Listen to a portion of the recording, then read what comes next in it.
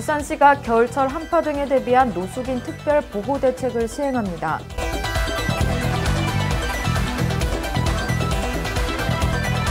지난해 울산시가 공동주택 음식물류 폐기물 종량기 설치 사업을 추진한 결과 음식물 쓰레기 발생량이 크게 감소한 것으로 나타났습니다.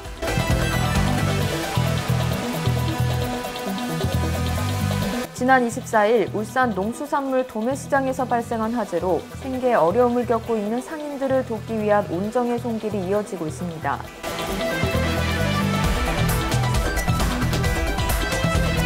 농림축산식품부는 앞으로 일주일을 구제역 확산의 고비로 보고 소독 등 차단 방역에 총력 대응한다고 밝혔습니다.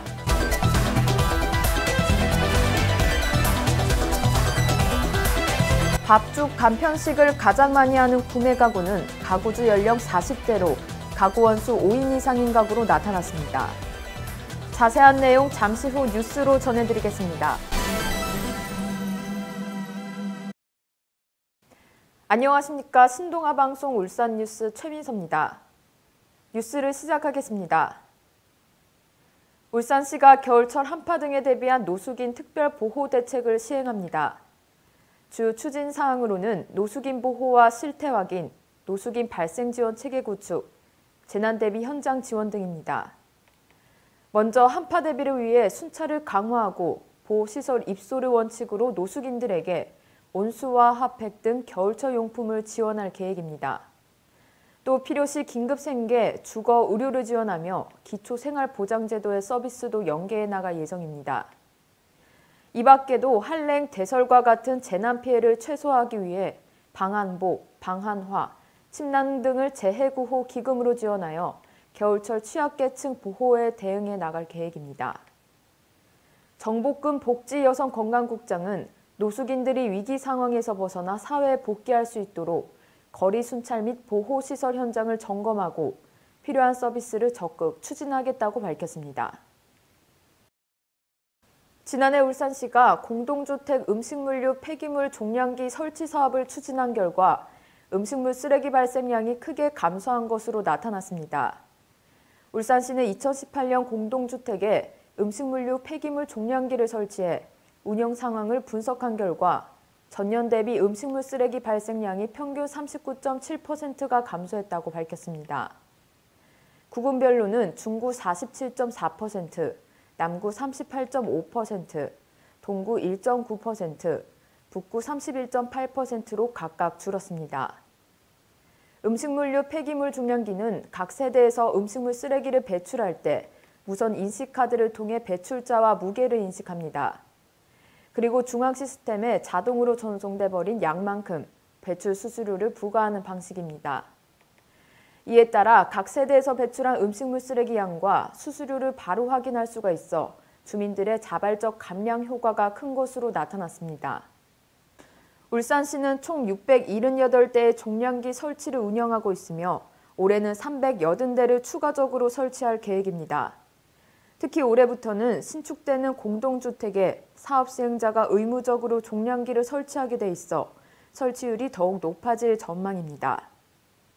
울산시 관계자는 세대별 종량기 설치 사업의 감량 효과가 입증된 만큼 공동주택에 거주하는 주민들의 많은 관심과 협조를 부탁드린다고 말했습니다. 지난 24일 울산 농수산물 도매시장에서 발생한 화재로 생계에 어려움을 겪고 있는 상인들을 돕기 위한 온정의 손길이 이어지고 있습니다.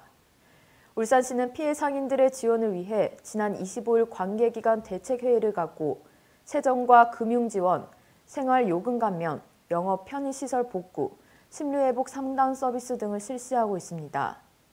또 울산세무서와 국민연금공단, 대한적십자, KT 울산지사 등도 피해 상인들의 생계 지원을 위해 지원을 아끼지 않고 있습니다. 이와 함께 경남은행에서는 상인 및 자원봉사자들에게 따뜻한 밥 한 끼를 제공하는 밥차를 운영하고 있으며 지역 공공기관들은 도매시장 농수산물 팔아주기, 직원 회식 모임 갖기를 추진하는 등 각계 각측에서 시장 상인 돕기에 나서고 있습니다. 특히 송철호 울산시장은 30일 수산소매동 임시판매장 개소식에서 시공무원들이 피해 상인들을 위해 모금한 성금을 백창호 상인회 회장에게 전달했습니다. 농림축산식품부는 앞으로 일주일을 구제역 확산의 고비로 보고 소독 등 차단 방역에 총력 대응한다고 밝혔습니다. 구제역이 마지막으로 발생한 1월 30일 이후 7일간 추가 발생은 없었지만 잠복기와 백신 접종 상황을 고려할 때 앞으로 일주일이 구제역 차단의 성패를 좌우할 것으로 보입니다. 이에 따라 설 연휴 이후 운영을 재개하는 전국 도축장은 남은 일주일 동안 소독과 차단 방역에 총력을 다할 계획입니다. 특히 고위험 지역인 안성과 충주에 인접한 11개 시군에 생석회 약 989톤을 공급했으며 설 연휴 기간 내 축사 주변과 농장 진입로에 생석회 차단 방역 벨트를 구축했습니다. 농식품부는 연휴가 끝난 7일부터 전국 도축장이 정상 운영됨에 따라 2월 7일을 전국 일제 소독의 날로 지정했습니다. 전국 포유류 도축장 73개소를 대상으로 일제 소독을 실시하며 운영이 재개되는 도축장부터 순차적으로 시군 소독 전담관을 파견해 상황을 감독하는 특별 방역 관리를 실시할 계획입니다. 또 전국적으로 실시한 구제역 긴급 백신 접종으로 상시 비축 물량 1,117만두분 중 939만두분을 사용함에 따라 구제역 긴급 방역에 필요한 백신을 추가로 확보할 계획입니다. 아울러 연휴 기간 중 축산 관계자가 해외여행에서 복귀할 경우 소독을 철저히 하고 사역 중인 가축의 의심 증상이 발견되면 즉시 방역당국에 신고할 것을 당부했습니다. 우리나라 즉석밥, 즉석죽, 간편식 소매 시장을 분석한 결과 2018년 11월 밥, 죽, 간편식 소매 시장 판매액은 2017년 대비 8.5% 증가했습니다. 판매 시점 관리 시스템 자료에 따르면 2019년도에는 작년 대비 13.9%까지 성장할 것으로 전망됐습니다. 품목별 판매액 점유율은 흰밥 47%, 볶음밥 16.1%, 덮밥 8.6% 순으로 나타났고 밥과 죽은 단위당 가격 변동은 없었지만 제품의 다양화와 수요 증가로 시장이 성장한 것으로 나타났습니다.